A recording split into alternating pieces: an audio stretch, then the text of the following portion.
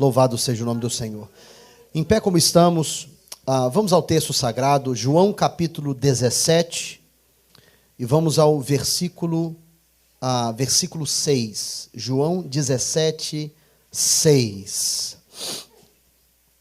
Aleluia. Hoje eu quero falar sobre o poder do nós. Amém? Graças a Deus. Vira para quem está do seu lado aí, você vai fazer uma afirmação que é gramaticalmente incorreta, e eu sei disso, viu, Jussara? Jussara é a minha tirateima, né? Mas você vai fazer ela anyways. Vira para quem está do seu lado e diga: nós é mais forte. Esquisito, né? Vira para quem está do outro lado e diga aí: nós é mais forte do que eu. Ui. Parece que doeu mais, né? Feriu mais, né? Agora dê um grito aí, diga: nós é mais forte. No 3. 1, 2, 3. Nós é mais forte. Ixi. Se pegar só esse clipezinho, jogar em toda a rede social com a sua cara nele, você vai ficar satisfeito? Nós é mais forte do que eu. Na verdade, é fácil fazer isso fazer sentido, né? É só colocar um artigo antes, dizer o nós é mais forte do que o eu. Mas eu fiz de propósito, é para você se incomodar mesmo. Vamos lá, João capítulo 17, versículo 6. A palavra do Senhor diz assim: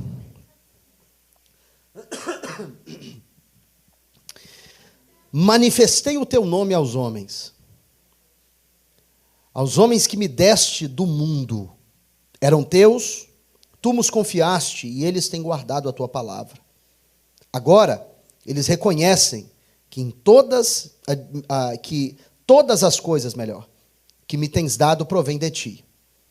Porque eu lhes tenho transmitido as palavras que me deste, e eles as receberam, e verdadeiramente conheceram que saí de ti, e creram que tu me enviaste. É por eles que eu rogo, não pelo mundo, mas por aqueles que me deste, porque são teus. Ora, todas as minhas coisas são tuas, e as tuas coisas são minhas, e neles eu sou glorificado. Diga para quem está do seu lado: em você, o Senhor é glorificado. Você não. Fala de novo, fala aí. Em nós, o Senhor é glorificado. Porque nós é mais forte. Nós é maior. Nós é mais importante. Versículo 20. Não rogo somente por estes. Opa, peraí. Quem são estes? Não. Jesus estava falando com alguém. Quem são estes? Os 11 discípulos que estavam reunidos ali com Jesus, porque Judas já tinha saído. Então ele diz: eu não rogo somente por estes 11, mas também por aqueles que vierem a crer em mim por intermédio da sua palavra. Você crê em Jesus? Foi por intermédio da palavra deles? Então você está incluído nessa oração. Versículo 21. A fim de que todos sejam um. A fim de que os indivíduos sejam nós. Aleluia. E como tu és, ó Pai, em mim e eu em ti, também sejam eles em nós, para que o mundo creia que tu me enviaste. Aleluia. Até aqui tá bom, Pai Celestial, obrigado pela tua palavra. Fala conosco, Senhor, com clareza. Ministra a tua palavra nos nossos corações e que ela seja aplicada nas nossas vidas, em nome de Jesus. Amém e amém. Graças a Deus. Você pode se assentar. Nós estamos já há mais de 4 meses falando sobre esse tema, a experiência do cenáculo, abordando o cenáculo pela ótica de que o cenáculo simboliza um lugar, um espaço, uma atmosfera de vida cultivada intencionalmente para uma maior intimidade com o Senhor, um relacionamento mais profundo com Deus. A experiência do cenáculo, então, tem a ver com isso, tem a ver com a interferência do Espírito Santo de Deus nas nossas vidas e permitirmos que essa ação de Deus ocorra em nós, preparando intencionalmente um ambiente para que a ação de Deus seja percebida, seja vista, e que possamos ser não apenas espectadores do que Deus está fazendo, mas também colaboradores. Quem está me acompanhando, diga amém. E nós extraímos isso do simples fato de que todas as vezes que o cenáculo surge, o cenáculo era um quarto construído no alto das casas nos tempos bíblicos, que era normalmente usado para interação social, refeições ou devoção religiosa, mas todas as vezes que um cenáculo aparece na Bíblia, algo extraordinário está acontecendo. Um milagre, um ensinamento profundo do Senhor, e nesse texto não é diferente. Apesar de que o texto que lemos não menciona o cenáculo especificamente, mas nós sabemos que do capítulo 13 ao capítulo 17 de João, Jesus está ensinando os seus discípulos, os últimos ensinamentos que ele daria aos discípulos antes de ser crucificado, e Jesus fez tudo isso no cenáculo, onde foi a última ceia, onde foi inclusive o texto que lemos aqui, que o apóstolo Paulo narrou em 1 Coríntios 11, 23, aquele acontecido, porque recebi do Senhor, que também vos entreguei, que o Senhor Jesus, na noite que foi traído, tomou o pão e tendo dado graças, o partiu e disse, este é o meu corpo que é partido por vós, fazei isso em memória de mim. Por semelhante modo, depois de haver ceado, tomou também o cálice, blá, blá, blá, blá. Todo esse texto, isso se dá dentro do cenáculo, nessa instância aqui de que lemos. Jesus está terminando o seu discurso para os seus discípulos, depois de ter ensinado coisas profundas, coisas tremendas, porque tem coisa que só aprende quem cultiva um ambiente de cenáculo nas suas vidas. Tem coisa que só ouve quem cultiva um relacionamento de intimidade, de profundidade com o Senhor. Quem está me entendendo? Porque às vezes Deus fala conosco algumas coisas e não percebemos, não é porque Deus não quer ser claro, porque Deus tem interesse total em se revelar. A história da Bíblia toda é a história de um Deus que não tinha necessidade alguma de se revelar para ninguém, porque ele é Deus sozinho, ele não precisa de ninguém para ser Deus. Quem está aí comigo, diga amém. Amém. Diga para quem está ao seu lado, diga, Deus é Deus, comigo ou semigo. Ele é Deus. Ele não precisa de mim para ser Deus. Deus é Deus, completo, total, inerrante, infalível. Ele é todo poderoso, sozinho. Ele não precisa da ajuda de ninguém. Quem está me entendendo? Ainda assim, ele escolheu se revelar às suas criaturas. Então, Deus é muito mais interessado em se revelar do que você está interessado em conhecê-lo. Porque nós não temos uma inclinação natural por conhecer o Senhor. Nós temos que ser transformados para desejar conhecê-lo. Porque Deus não se torna conhecido por esforço humano. Deus é conhecido por revelação. Ele se revela. Se ele nunca se revelasse, nunca ninguém saberia a seu respeito. Então Deus deseja se revelar. Se ele deseja se revelar, então pastor, por que a voz dele não é nem sempre compreendida, não é nem sempre percebida? É porque não estamos sempre na frequência que ele está falando. Às vezes Deus fala conosco e parece que Deus está falando em código. Por quê? Porque Deus gosta de complicar as coisas? Não. De vez em quando, estou com a Jane em casa lá, e alguma coisa que a gente precisa falar um com o outro, que os meninos não precisam saber, a gente fala em código. Eu lembro, uma vez a gente estava na casa, a Jane estava na casa de um cliente, e a cliente conversando com a mãe dela, uns negócios que as crianças não podiam ficar sabendo. Às vezes a gente está escondendo um biscoito em algum lugar, porque tem biscoito que é só para mim e para minha esposa. Manto. Nem sempre os meninos ficam sabendo que tem passatempo lá em casa. Tem coisa que a gente soletra para eles não saberem o que é. Quem está comigo? Pode falar amém, porque eu sei que você esconde chocolate dos seus meninos também. Eu sei! Esconde sim. Esconde. Adianta olhar para mim com essa cara de santo, não.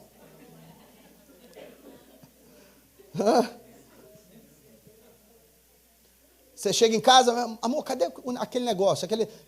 O negócio está ali atrás tudo em código.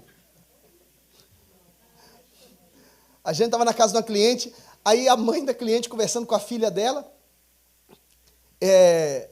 a mãe da cliente conversando com a cliente, né? Elas conversando entre elas, e as criancinhas não podiam ficar sabendo. Aí elas falavam soletrando. Falavam uma frase, aí chegava no meio da frase e soletravam uma palavra, porque as crianças não conseguiam pegar aquilo com rapidez. Aí a Jane comentando comigo, falando, meu Deus do céu, até eu fiquei perdido na conversa, eu não conseguia acompanhar, a mulher soletrava rápido demais.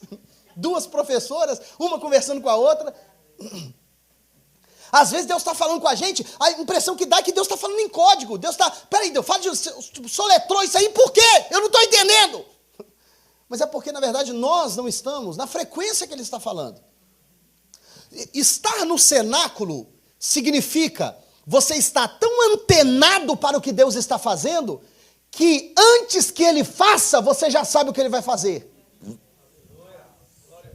Pastor Diego, isso aí não fez sentido nenhum. Isso não está na Bíblia? Não está não? A Bíblia diz que Deus não faz nada sem antes anunciar aos seus servos os profetas. Diga comigo, nada. Diga nada. Deus não faz nada sem antes anunciar aos seus servos que estão no cenáculo.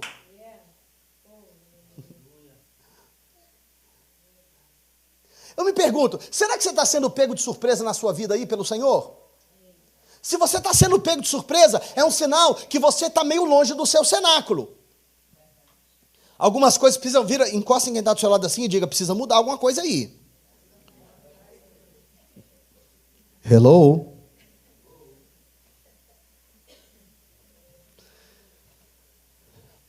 Na semana passada nós falamos um pouco sobre isso, sobre manifestar o nome de Deus, porque desde a semana passada estamos abordando 3 coisas que Jesus ensina aqui na sua oração final, depois de ter ensinado tudo o que Ele ensinou, até na oração dele pelos discípulos, Jesus está nos ensinando alguma coisa. E na sua oração final, Jesus nos mostra 3 coisas que precisamos compreender para viver uma vida intencionalmente voltada para os seus propósitos. Com o entendimento que o nosso tempo chegou, o tempo de assumir responsabilidades diante do Senhor chegou. Portanto, para isso nós precisamos saber, conhecer 3 verdades importantes. A primeira é que nós falamos na semana passada, é que Jesus manifestou o nome de Deus, a importância do nome de Deus. E falamos sobre isso, como que Deus no Antigo Testamento, Ele se revelou a Moisés como o eu sou, mas Ele deixou em branco uma parte. Eu sou o quê? Eu sou o que quer que você precisa que eu seja. E isso, nós entendemos que isso é em parte uma forma do Senhor nos levar a um desejo de busca por experimentá-lo. Ou seja, é você quem tem que preencher esse espaço em branco. É você quem tem que buscar do Senhor para experimentar dele, para que você manifeste quem ele é na sua vida. E através da sua vida, através da sua experiência, através da sua vivência, manifestar o caráter de Deus, aqueles que estão à sua volta também serão revelados a respeito da pessoa e do caráter do Senhor, através de você. Ou seja, se tudo que você conhece de Deus é o testemunho que eu te dou aqui no púlpito, você conhece muito pouco. Você precisa conhecer o Senhor por conta própria. Muitos de nós vivemos, a nossa experiência do Senhor é a experiência de testemunhos dos outros. É muito bom ouvir testemunhos dos outros, porque isso inclusive edifica a nossa fé, mas isso não pode ser toda a extensão da nossa experiência com Ele. Não pode ser. Nós temos que experimentar do Senhor por conta própria. Se você não tem nenhum testemunhozinho para contar, tem um problema. Quem está me entendendo? Ele manifestou o seu nome. Manifestar o seu nome. O nome é algo de muita relevância. Por isso que Deus, ao chamar algumas pessoas, Deus muda o nome dessas pessoas. Porque o nome comunica natureza. Ele chama Abrão, muda o nome dele para Abraão. Ele chama Jacó, muda o nome dele para Israel. Ele chama Simão e muda o nome dele para Pedro. Ele chama Saulo, muda o nome dele para Paulo. Porque o nome importa. Quem está me entendendo? O nome importa. O nome importa. Quem lembra, quando eu era menino no Brasil, ia na venda da esquina, chegava lá e falava, seu fulano de tal, vim pegar aqui alguma coisa. Mas você, como assim, vai pegar o quê? Não, eu sou filho da Zandra. Ah, não, pode pegar, meu filho, pode pegar. Anotava ali, porque eu estava em nome da minha mãe. Eu estava em nome do meu pai. As pessoas entendem errado. Quando o texto, nos 10 mandamentos, Deus disse ao povo, você não pode tomar o nome do Senhor em vão. Aí as pessoas acham que isso significa que eu não posso dizer Jesus. Ou dizer Deus. Ai, meu Deus, falou o nome do Senhor em vão. Deus não é nem o nome dele, Deus é título. Não tem a ver com isso. Tomar o nome dele em vão é você representá-lo de forma imprópria. Seria o equivalente a eu chegar na venda e dizer, seu fulano de tal, eu vim aqui em nome da minha mãe para pegar umas coisinhas. Não, pode pegar. E eu pegar uma dúzia de babalu, três pacotes de passatempo, só pegar bobeira. Eu estou em nome da minha mãe, mas eu estou agindo o interesse próprio. Não tomar o nome do Senhor em vão significa não fingir estar representando Ele, representando-o. Não fingir o estar representando e, na verdade, eu estar buscando os meus próprios interesses. Quem está me entendendo? Quem está me acompanhando, gente? Vocês estão quietos demais, hein? Eu vou pedir para na semana que vem só ter café expresso ali atrás. Só expresso, só pá, tiro rápido.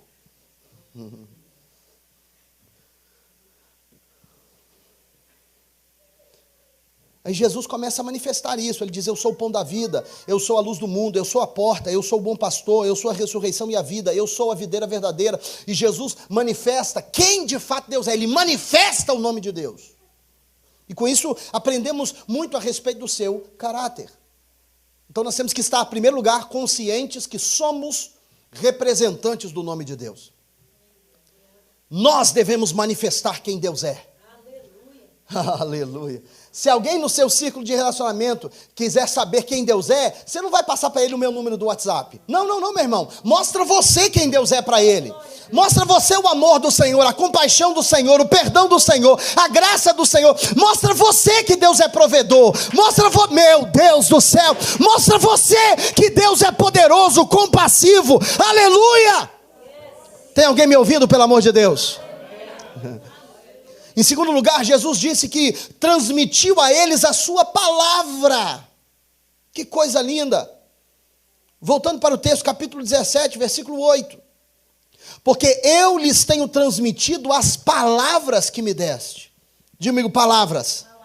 A palavra do Senhor. Aleluia. Meu horário já está quase vencido, eu não vou poder estender nesse assunto do jeito que eu quero. Eu fico muito apaixonado de falar sobre a palavra de Deus, porque a palavra de Deus, ela é vida. É vida, mas é vida não apenas em conhecê-la, é vida em praticá-la, em viver a palavra. Eu me pergunto, meu irmão, nós temos uma cultura de nos orgulhar. Eu não digo nós, esse grupinho de pessoas aqui, eu digo nós, de um modo geral, o povo evangélico. De nos orgulhar a respeito daquilo que sabemos ou deixamos de saber sobre a palavra de Deus. A minha pergunta não é o que você sabe, a minha pergunta é o que você pratica. Porque você saber tudo e praticar nada, você está no zero igual. Eu venho de uma época, quando eu era menino, que aquelas irmãzinhas chegavam na igreja tudo analfabeta. Elas abriam a Bíblia para ler, abria a Bíblia de cabeça para baixo e fingia que lia. Mas a palavra de Deus estava tão poderosamente instalada no coração delas, que elas abriam a boca para falar e o fogo descia do céu.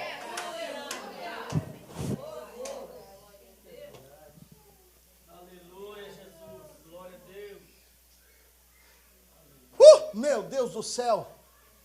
Eu lembro de uma época que vigília na igreja era um evento memorável. As irmãzinhas do ciclo de oração chegavam encurvadinha na igreja, cabelinho grisalho, coquezinho para cima, e chegava e... É uma folha seca caída no chão, que vai para onde o vento levar. Assim é a vida de um homem sem Deus, pobre, miserável, só pensa em pecar. Mas o poder de Deus descia. Hoje nós temos todo equipamento sofisticado, música de última geração, sons maravilhosos, letras poéticas e lindas, mas a presença de Deus, será que ainda está presente no meio do seu povo?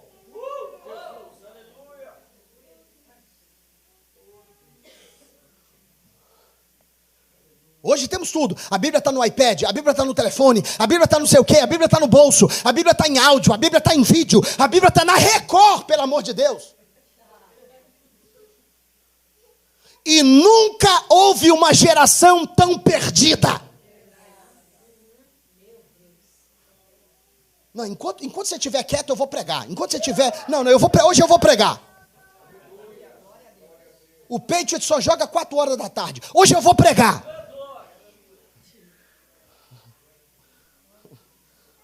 O Flamengo jogou ontem. Eu não tenho nada para fazer daqui até 4 horas. Nada. Tomei um café da manhã reforçado, não estou com fome. Você está com fome? O problema é seu.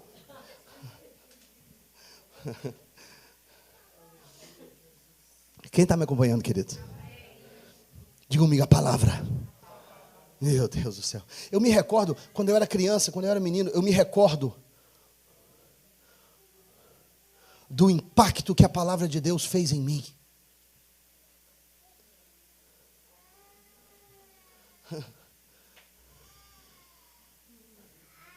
Menino, eu lembro, vou confidenciar uma coisa aqui, Jussara, pode? Mas isso é segredo, só você pode saber.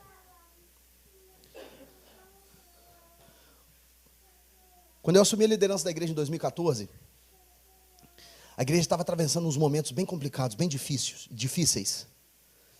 E no meio desse turbilhão todo, um dia a Jussara, que era membro do conselho, sempre foi membro do conselho da igreja, Jussara, secretária da igreja, sempre foi um dos pilares desse ministério, a irmã Jussara. Mulher que sempre serviu ao Senhor de forma muito honrosa e com muita competência nesse lugar. Louvo muito ao Senhor pela vida da Jussara. A Jussara me telefonou um dia, eram dias difíceis. Dias difíceis. A Jussara me telefonou um dia, eu estava na sala da minha casa, morava lá em Pibre, sentado no sofá. A gente conversando a respeito de algumas coisas concernentes à igreja. Aí a Jussara virou para mim e falou assim, pastor Diego, eu preciso te fazer uma pergunta. Você me dá a liberdade de fazer uma pergunta? Eu falei, posso? Pode fazer. Respondo como puder, pode fazer. Ela disse para mim assim, pastor, por que você assumiu a igreja? Você lembra disso? Por que você assumiu a igreja? Porque, afinal de contas, eu sou filho do fundador da igreja. Seria muito fácil para mim assumir a igreja como filho do fundador da igreja. Meu pai tem um ministério prolífero, é um homem de excelência no seu ensinamento da palavra, e seria muito fácil para mim assumir a igreja como filho do fundador da igreja, como se a igreja fosse family business.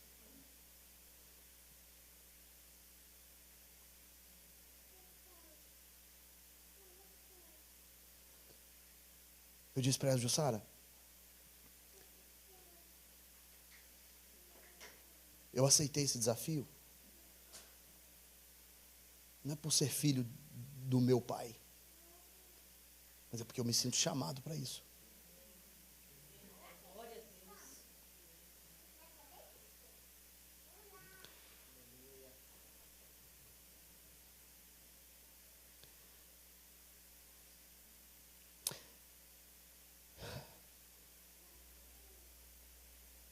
É lógico que o ministério do meu pai teve um efeito muito grande em quem eu sou.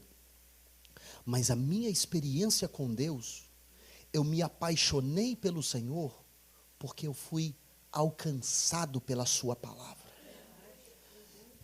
Eu me lembro quando eu era menino, Eu sentado naqueles bancos de madeira da igreja Canaã, lá em Colatina, na região metropolitana ali de Colatina. Colatina e região.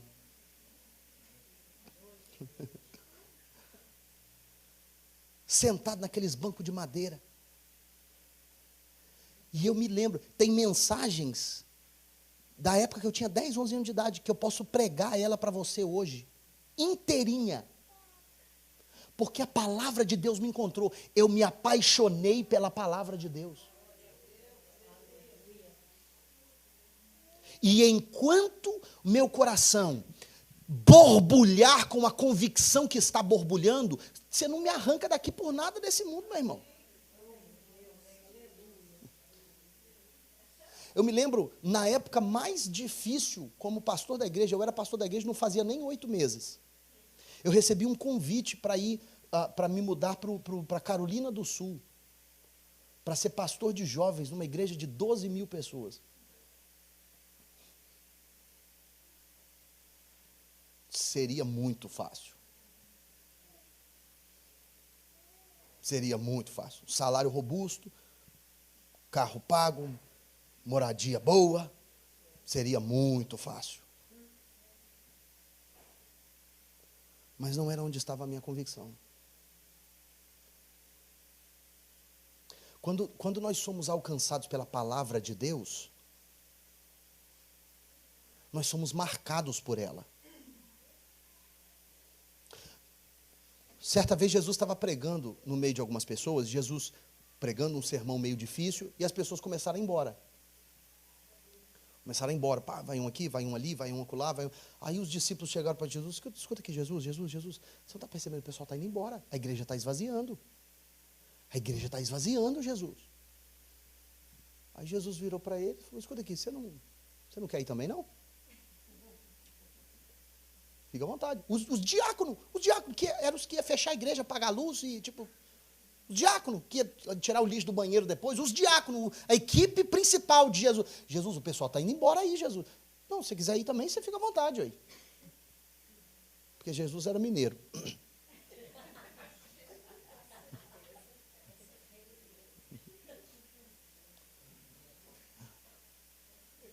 Aí Pedro vira para Jesus e fala, para onde? Para onde? Onde que eu posso ir se só tu tens as palavras de vida eterna? Olha o impacto, presta atenção. Olha o impacto. Eu espero que essa mensagem possa levar você a um estado de reflexão sobre a profundidade do seu relacionamento com o Senhor.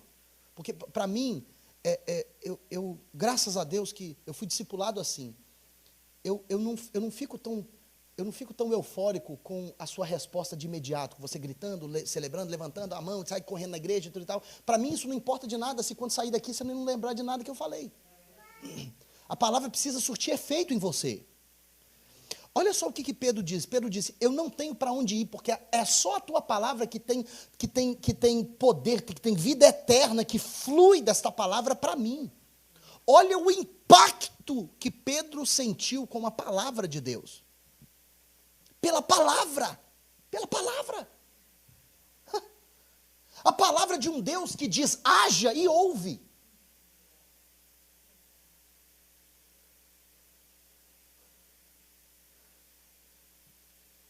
Eu me pergunto, qual o impacto que a palavra de Deus tem surtido na sua vida? No seu coração? Ah, pastor, eu me alegro muito, eu venho, eu choro, eu me emociono. Então, não, se emociona, muita gente se emociona. Ah, mas eu creio, eu tenho muita fé. A Bíblia diz que até o diabo crê. Até os demônios creem e estremecem. Minha pergunta não é isso. A minha pergunta não é se você se emociona, chora. A minha pergunta é, o que muda?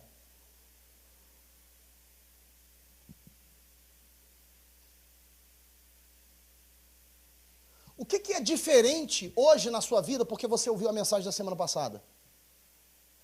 O que vai ser diferente na sua vida amanhã porque você está ouvindo essa mensagem hoje?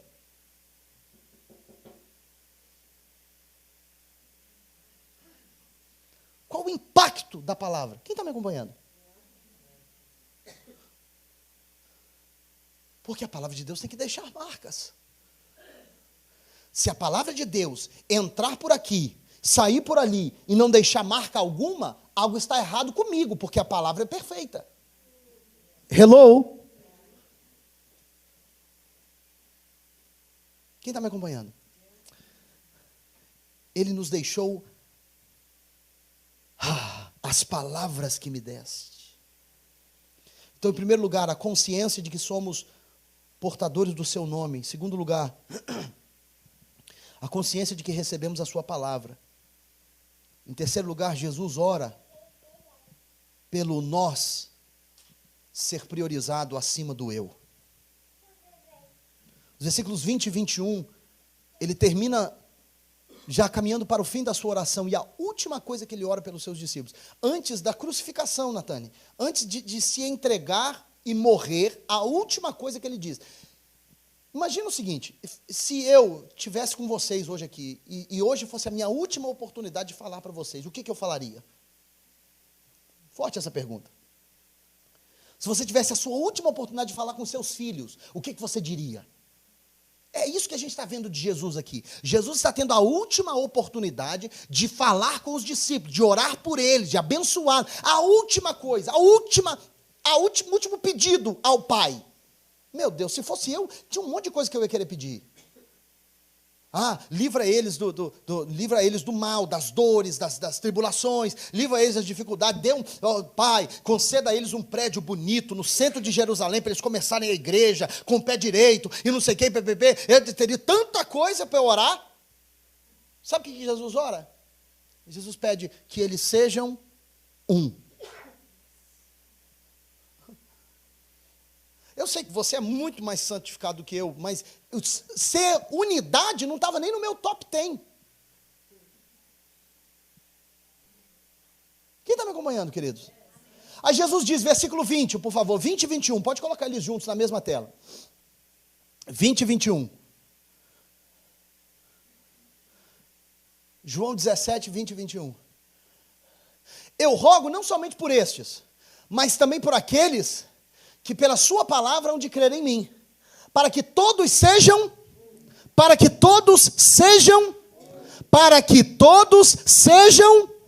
um. Assim como tu, ó Pai, és em mim e eu em ti, que também eles sejam um em nós, para que o mundo creia que tu me enviaste. Pode deixar esse texto na tela do jeito que está ali, por favor. Olha só. A vontade de Jesus era que o corpo de Cristo manifestasse a natureza de Deus. Qual é a natureza de Deus? A natureza de Deus é um Deus que existe em perfeita unidade. Apesar de ser três pessoas distintas, ele se manifesta como um só Deus. Mas pastor, não tem nem como entender isso direito. Exatamente. É uma unidade a tal ponto que você não consegue separar os três da sua unidade. Quando cada um se manifesta individualmente, ele manifesta também os três. Porque eles são um. Quando Moisés está fazendo uma declaração ao povo de Israel no livro de Deuteronômio, ele diz o seguinte: ouve, ó Israel, o Senhor nosso deuses. É isso que ele está dizendo no original. Ouve, ó Israel, o Senhor nosso deuses. Porque eles são tão um, que não tem como, é plural, é singular, é tudo ao mesmo tempo. Porque eles são um. Quem está me acompanhando? A natureza de Deus se manifesta assim. E essa impressão digital do Senhor, de ser três em um em três, está em todo lugar da criação. A matéria existe composta por átomos, prótons, nêutrons e elétrons. Toda a matéria existe em três estados. Ou é sólido, é líquido, ou é gasoso. Está em todo lugar. Você existe e você é compartido em três partes. Você é corpo, alma e espírito. Está em todo lugar. Porque tudo tem a impressão digital do Senhor. E o anseio de Jesus é que o corpo de Cristo manifestasse a sua natureza. Afinal de contas, não tem como, se eu pegar aqui, vem cá, Nídio, rapidinho, vira um gato. Isso, o Nídio está aqui, o Nídio está bonitão hoje, o Nídio está, benção. Se pegar, a Bíblia diz, coloca para mim rapidamente Efésios, Efésios capítulo 4, versículo 15 e 16. Efésios 4, 15 e 16. Antes, seguindo a verdade em amor, crescemos em tudo naquele que é a cabeça. Ok? Deixa o 15, por favor. Naquele que é a cabeça, Cristo. Então nós somos o corpo de Cristo. Diga comigo, o corpo de Cristo. Diga o corpo de Cristo. O corpo de Cristo. A cabeça é Cristo. O corpo somos nós. Diga comigo, a cabeça é Cristo. Posso fazer isso aqui com o Nid, porque com o Nid eu conheço o Nid há uns 20 anos. Você não está com dor de cabeça hoje não, né? Depois do culto talvez eu vou ter que orar por você. Vamos lá. Diga comigo, a cabeça é Cristo. O corpo somos nós. Se eu pegar aqui, desse dedo do Nid, pegar esse dedo do Nid aqui, tirar uma célula desse dedo e colocar no microscópio, a célula daquele dedinho tem a mesma natureza da cabeça. Não tem como. Eu posso pegar a unha do Nid aqui, eu vou colocar ela no microscópio, vai fazer um teste de DNA, vai dar Nid. Vai estar lá, vai escrito no DNA, Nid, natural da região metropolitana de Felicina.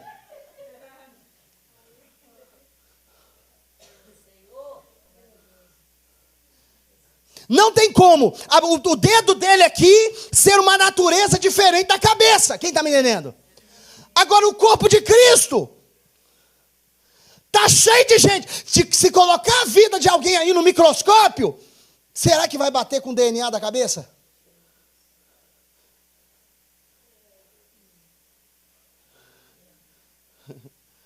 Quem está me acompanhando? Aí Jesus ora. E diz assim, Jesus ora e diz, eu peço que eles sejam um, como tu, ó Pai, és em mim e eu em ti. Um, somos um. Ou seja, se eu pensar em Ronan, eu também estou pensando em Fernanda. Por quê? Por serem casados, são um. Quem está me entendendo? Quem está me entendendo? Agora, como corpo de Cristo, se eu pensar em Natane, eu também estou pensando em Eva. E eu também estou pensando em Audiélio. E eu também estou pensando em Bruno. E eu estou pensando, porque nós somos um. É o que nos une, diga comigo, é o que nos une. Somos corpo de Cristo. É por isso que Jesus está ministrando sobre a unidade. Por quê? Porque Jesus está ensinando aos discípulos que eu não posso defender o indivíduo acima do coletivo, acima do nós. O eu não pode ter prioridade acima do nós. Na sexta-feira, eu falei um pouquinho a respeito disso no casamento do Deylon, mas a Fabiana, no contexto do casamento. Mas eu já tinha programado para falar isso aqui no contexto da igreja. Nós é mais forte. Vira para a pessoa mais bonita do seu lado aí e diga, nós é mais forte.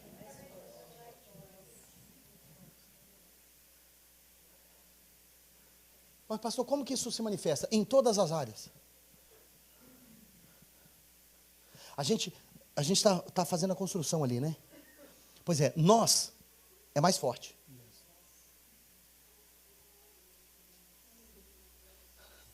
Junta mais um aqui, junta mais um no nós aqui. Junta aqui, junta no nós. Junta, cadê o pessoal? Cadê os guerreiros? Cadê? Junta aqui no nós. Junta, cadê? Junta no nós. Junta. Gente, cadê o povo? Ninguém está unido, não? Cadê? Junta no nós. Junta no nós. Cadê o nós? Cadê o povo? Cadê o nós? Cadê o nós? Nós somos um. Quem está me acompanhando? Se eu passar por um lugar difícil, todos nós passamos. Se eu passo por um lugar amplo, todos nós passamos. Quem está me acompanhando? Quem está me acompanhando, pelo amor de Deus? Não sou eu que construo orfanato em lugar nenhum. Nós.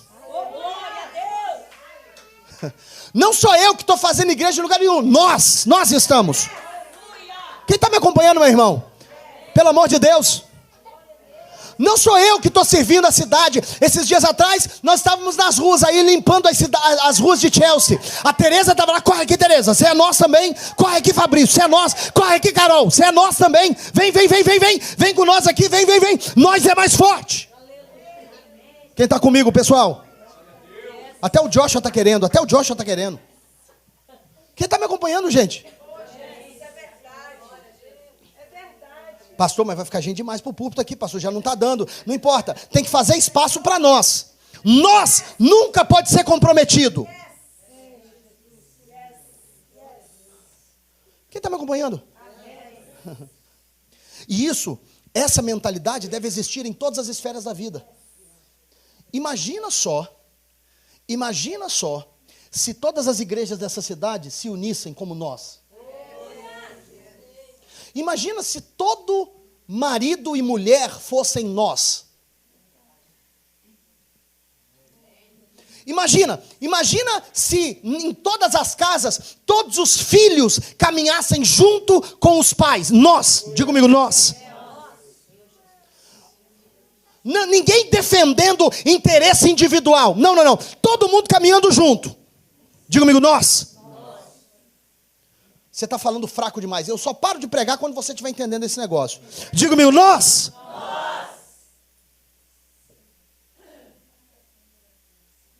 Diga mais uma vez aí, diga, nós. É mais forte.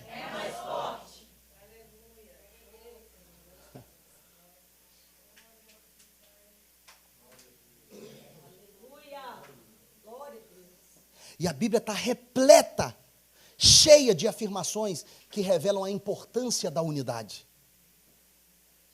Jesus disse em Mateus, não me lembro a referência, olha para mim ali, Carol, porque você tá no jeito aí, olha no meu esboço ali. Está dizendo o quê? Mateus o quê? Aqui em cima aí, ó. Em cima aí. Aqui.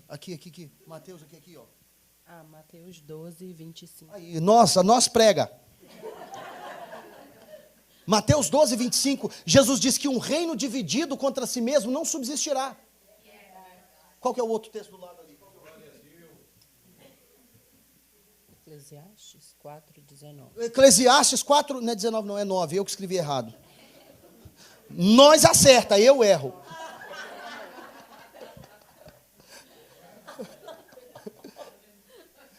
Eclesiastes 4:9 fala sobre a importância da parceria.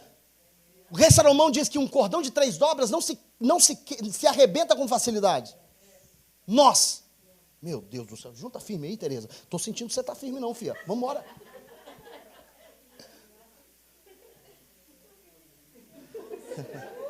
Aí você olha assim, a Tereza está pequenininha demais, mas mexe com a Tereza para você ver. Olha o tamanho do Fabrício. Olha o tamanho da Carol.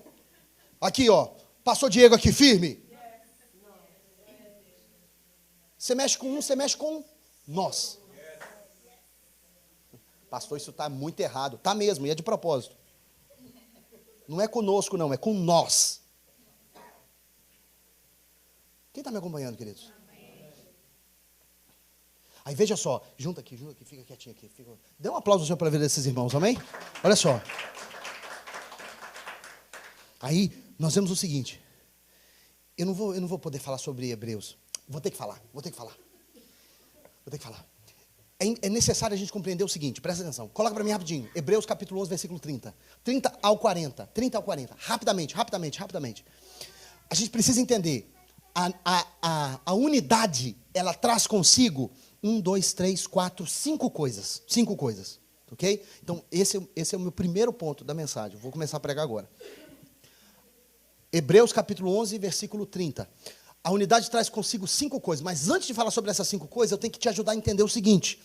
Que a nossa história não está divorciada de tudo que Deus fez no passado. Porque olha só o que Jesus disse, João capítulo 17, versículo 20. João capítulo 17, versículo 20. Jesus diz que ele está orando por estes, e não só por estes, mas por todos aqueles que vierem a crer em mim por causa das suas palavras.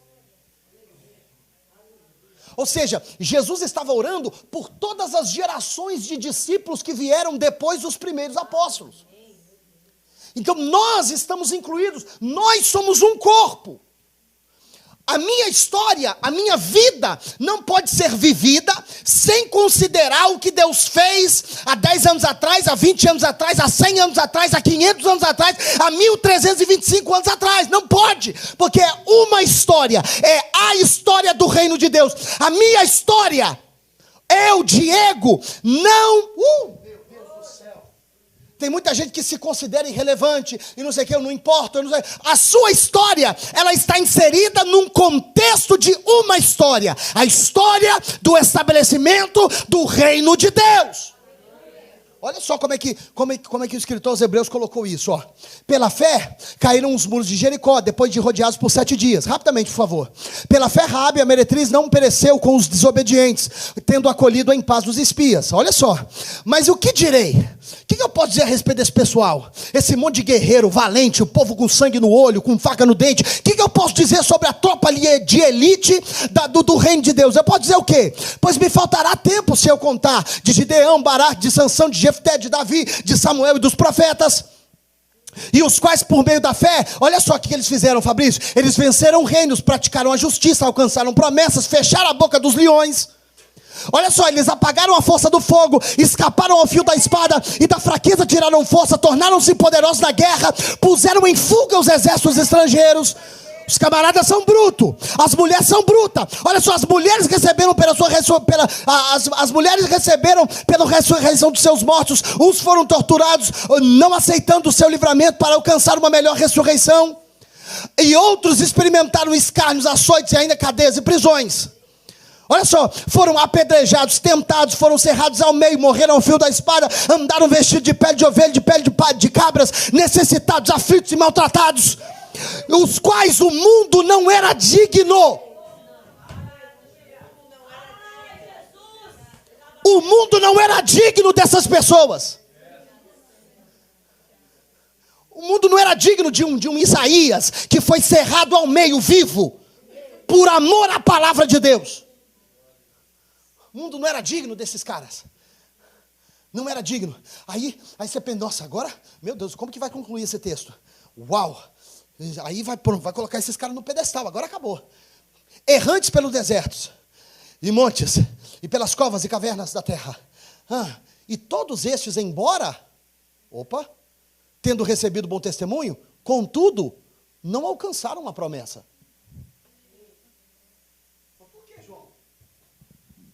Não alcançaram a promessa, depois de fazer tudo isso, não alcançaram a promessa? Não. Visto que Deus provera alguma coisa melhor a nosso respeito, para que eles, sem nós, não fossem aperfeiçoados. Sabe o que você está dizendo, Carol? É que o apostolado de Pedro, sem aquilo que Deus faz através da sua vida, não está aperfeiçoado. Por quê? Porque a sua história é o capítulo seguinte da história que começou com eles. Meu Deus. Aleluia. A sua história. Meu Deus do céu. Porque nós somos um. Então eu não posso viver como se a minha vida existisse numa ilha da história.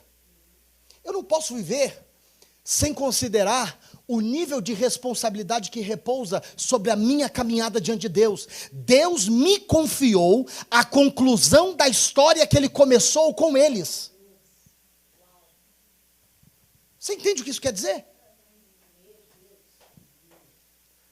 E eu preciso viver com essa urgência. A consciência de que eu estou unido. Eu estou unido com homens e mulheres que Deus vem chamando ao longo da história. Esse culto, ele não está divorciado do culto da semana passada. Esse culto não está divorciado do culto de virada de ano. Esse culto não está divorciado de um culto que tivemos há 5 anos atrás. Esse culto não está divorciado do avivamento de Pensacola. Esse culto não está divorciado do avivamento da Rua Azusa. Esse culto ele não está divorciado do avivamento de Atos 2. Esse culto não está divorciado da descida do Espírito Santo daquele lugar. Esse culto faz parte desse contexto. Esse encontro, a sua vida, a sua caminhada, a nossa comunhão faz parte desse contexto. E é necessário que sejamos um. Quem está me entendendo? É necessário. Porque se eu quiser viver a minha individualidade, vem cá, Carol. Se eu quiser viver a minha individualidade, vai viver a vida dela ali. Aí Jesus estava falando o seguinte, que o pastor saiu com 100 ovelhas. Cadê? Como é que faz ovelha? Aí, ovelha perfeita. Fabrício.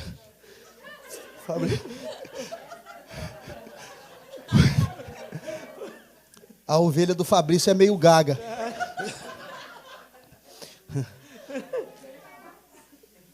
O Fabrício e a Tereza estão praticando isso aqui tem uns 8 meses, gente. Vocês... Como é que faz a ovelha? Aí, 100 ovelhas, 100 ovelhas. A Carol está ali pensando, nossa, graças a Deus que o pastor me tirou para cá.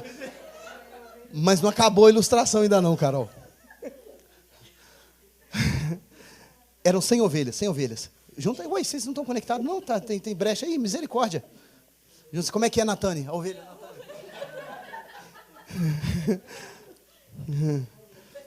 Eram 100 ovelhas. Aí 100 ovelhas, uma se desgarrou do rebanho. Aí eu pergunto para você, o que é mais valioso? 99 ovelhas ou uma ovelha? 99. Graças a Deus que você sabe fazer aritmética básica. 99 ovelhas, você concorda, prima primeira? 99 ovelhas, elas são mais valiosas, mais importantes do que uma ovelha. Quem está entendendo? Mas o que o pastor faz? O pastor faz o seguinte, o pastor deixa as 99 no aprisco, sozinhas, e vai buscar a ovelha desgarrada. Como é que faz a ovelha, Carol? Aí. E vem buscar a ovelhinha desgarrada. Por quê? Porque enquanto a ovelha está desgarrada, ela é vulnerável.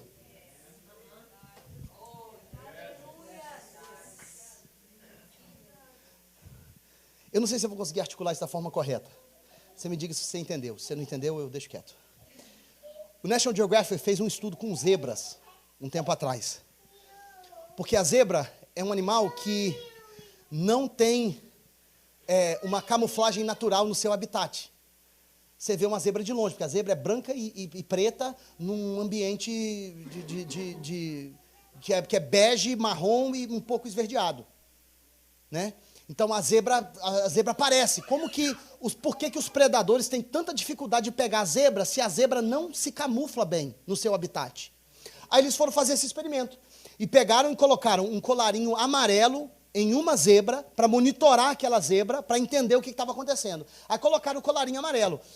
A zebra que eles marcaram com o colarinho amarelo foi a zebra que foi pega pelos predadores. Por quê? Eles descobriram que a camuflagem da zebra não é dentro do habitat. A camuflagem da zebra é dentro do rebanho.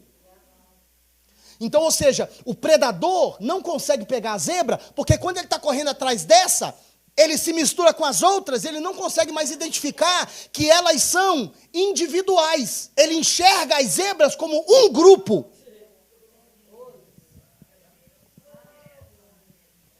No momento que a zebra estava com um colarinho amarelo, que eles conseguiam identificar, eu estou correndo atrás dessa daqui, eles foram, até pegar, matar e comer. Mas quando eles não conseguem isolar uma, eles enxergam todas como um grupo. Como é que faz a zebra? Quem está entendendo? Quem está entendendo? Pois é, a sua camuflagem como ovelha, ela não é no seu habitat. Não adianta você sair para fora achando que o inimigo não vai conseguir te ver, porque não. A sua camuflagem é no meio do rebanho, é no meio do grupo. Quem está me entendendo? Meu Deus do céu, quem está me entendendo, pelo amor de Deus? Porque nós é mais forte. Eu sei que é contraintuitivo, mas nós é mais forte do que eu. Quem está me acompanhando, diga amém. Nós é mais forte. Aí o pastor foi lá, buscou a ovelha desgarrada e trouxe. Porque o lobo não ataca rebanhos. O lobo ataca ovelhas isoladas. Daqui uns dias nós vamos anunciar as datas da nova temporada de grupos pequenos. Entenda, lobo não ataca rebanho. Lobo ataca ovelhas desgarradas. Dê um aplauso para a vida desses irmãos, amém? Maravilha. Isso. Aplaude mais forte, gente. É a primeira vez que eu uso a Natane, a Carol, o Fabrício e a Tereza numa ilustração, pelo amor de Deus. O povo está ensaiando, tem 7 semanas que estão ensaiando, toda quinta-feira à noite para fazer isso aqui. Quem está me acompanhando, diga amém. Pode se colocar em pé, eu já terminei. Eu quero passar para você rapidamente os 5 pontos da minha mensagem que eu não preguei. Número 1, a unidade provê nos manifesta firmeza. A unidade nos traz firmeza. Filipenses capítulo 1, versículo 27. Se você estiver tomando nota, anota isso, em casa você lê. Número 2, a unidade nos traz força. Marcos capítulo 2. 4 amigos levam juntos um paralítico para ver Jesus e precisou dos 4 para subir com a cama do paralítico em cima da casa, destelhar a casa e descer com o paralítico em Cafarnaum, para que ele fosse curado. Diga-me força. Número 3, a unidade facilita o progresso. Gênesis capítulo 11, versículo 6.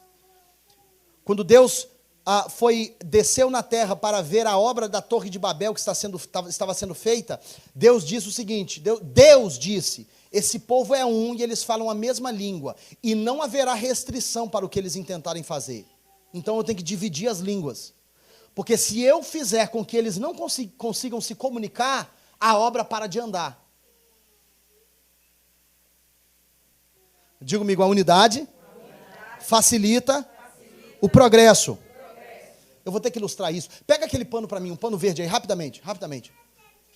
Isso, vem cá. Rapidinho. Vem cá, Rodrigo, Geraldo, Nide, vem cá rapidinho, vocês 3. Vem cá, rápido. Isso. Diga comigo, a unidade facilita progresso. Cada um pega numa ponta do pano. Aqui. Isso, numa ponta dele aí. Chega juntinho aqui, mais junto aí. Eu vou contar até 3. Todo mundo vai caminhar numa direção.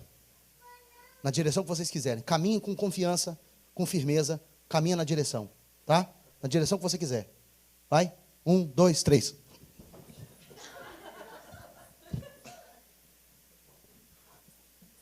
Agora, calma.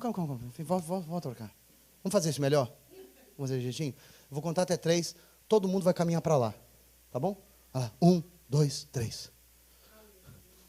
Por quê? A unidade facilita o progresso. Quem está me entendendo?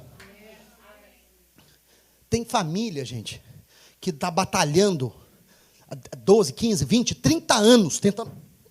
Não, vem para cá. Nós vamos investir em Minas Gerais. Não. A gente vai investir, vamos comprar casa em Everett. Não. Nós vamos comprar negócio lá no Canadá. E fica aquele cabo de força. Aí fala, não, nós vamos economizar. Não, eu quero comprar aquele carro novo. E fica negócio. Aí passa 5, passa 10, passa 20, passa 30 anos. E nada foi feito, porque não tem unidade. Não fala a mesma língua, não se movimenta na mesma direção. Cadê o povo de Deus? Cadê o povo? Aí cresce aqueles meninos, tudo disforme. Por quê? Porque um diz, a mãe fala, não vai comer açúcar. Aí o pai, não, vai comer açúcar sim, porque eu cresci tomando açúcar. E não tem unidade.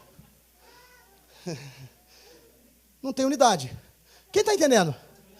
A unidade facilita o progresso.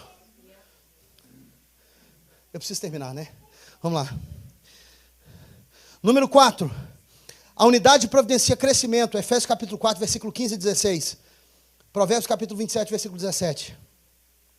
Como ferro com ferro se afia, assim é o homem ao semblante do seu amigo.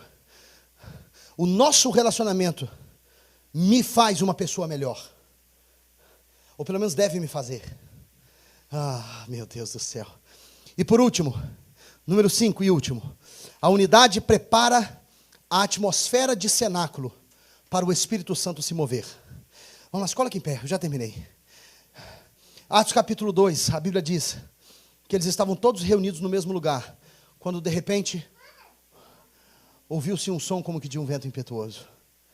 Todos juntos, decididos, nós vamos nos mover para o mesmo lugar.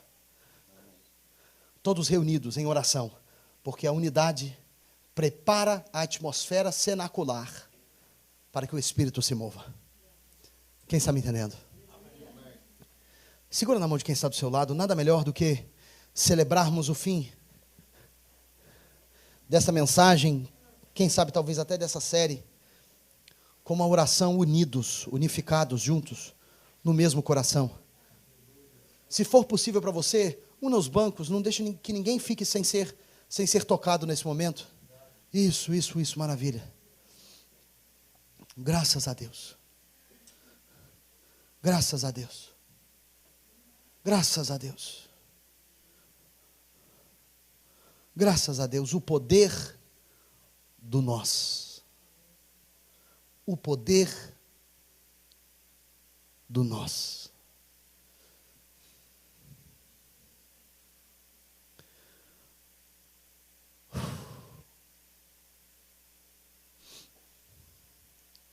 Aleluia.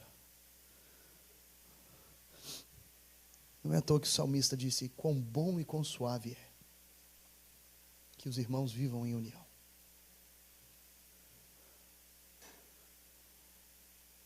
Porque Deus nos chamou para ser corpo, não corpos. Deus nos chamou para ser corpo. Quem está me entendendo? Pai Celestial, obrigado pela tua palavra, pela tua presença que repousa sobre as nossas vidas nesta manhã. Abençoa-nos, ó Pai.